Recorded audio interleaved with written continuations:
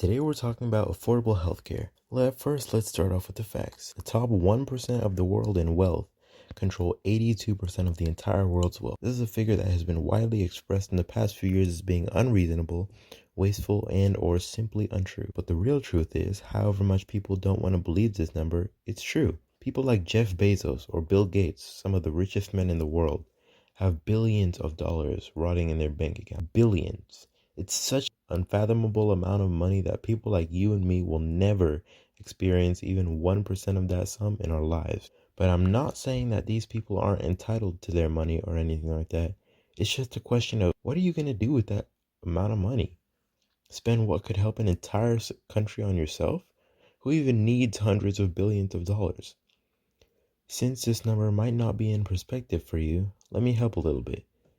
Think of the most expensive car you've ever seen. What may or may not pop up in your mind is the Bugatti La Voiture, worth $18.68 million. Someone like Jeff Bezos, the richest man in the world, could buy 8,333 of these cars. Doesn't help? Let's take pretty much every teenager's dream, buying an Xbox One or PlayStation 4, priced at $499 and $299 respectively. We can round up to $500 and $300.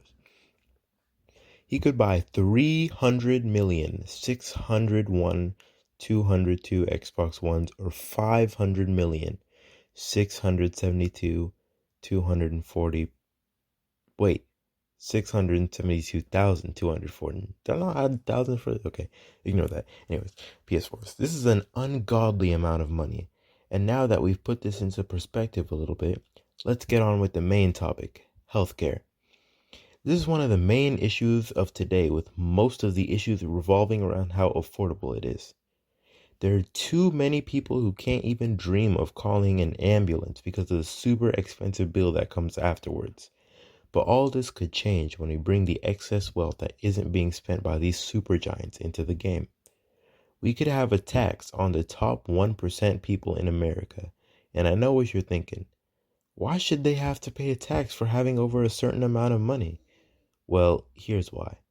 What are they really doing with all that? Sure, they have to provide for themselves and their children and families. But then, what's one person doing with the wealth of a country? What could even be bought with that amount of money?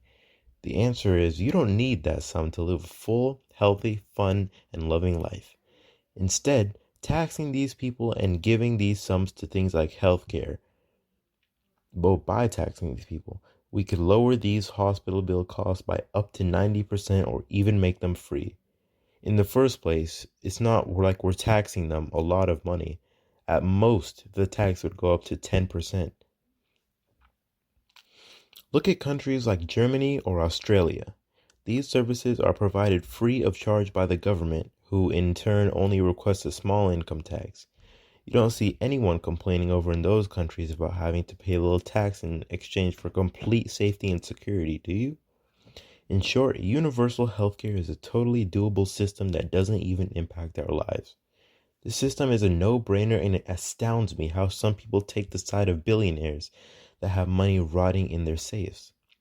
Even the billionaires don't take the sides of themselves. Bill Gates, for an example, is an avid donator to many charities around the world and is a big supporter of tax cuts to the rich, despite being the second richest man alive.